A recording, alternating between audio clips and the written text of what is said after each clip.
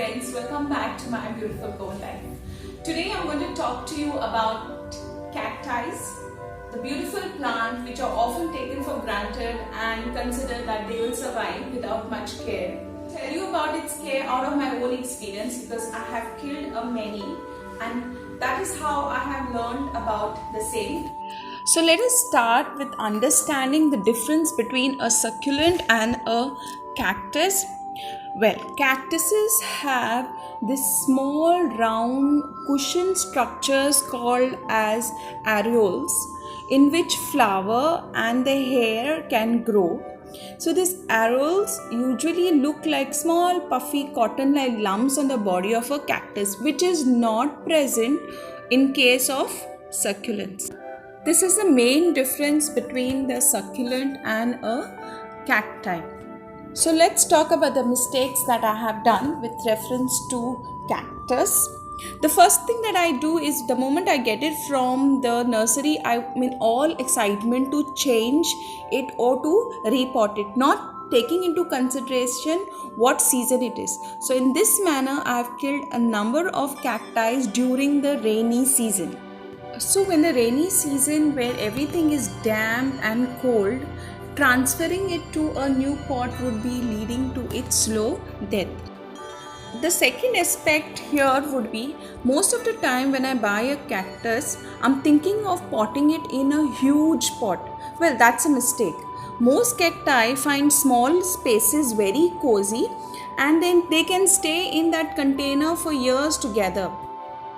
So when you see the sight of roots, that is a time when you will think about repotting it to a little bigger pot size. The next mistake is choosing or having a wrong soil mixture. Well, for me, I have used 50% of sand, 30% of garden soil, 10% of coco peat, and 10% of perlite or charcoal pieces in the soil. Now here when we're talking about soil, you should keep in mind that it has sufficient density to hold a plant. Many a times it is so porous and it is so loose that the plant itself does not fit in or stand into the pot. So while making the soil mixture, keep in mind about the necessary nutrients the plant requires and also the degree of drainage and aeration for the cactus plant. Well, the next mistake is overwatering. Overwatering is a mistake which everybody does with every plant.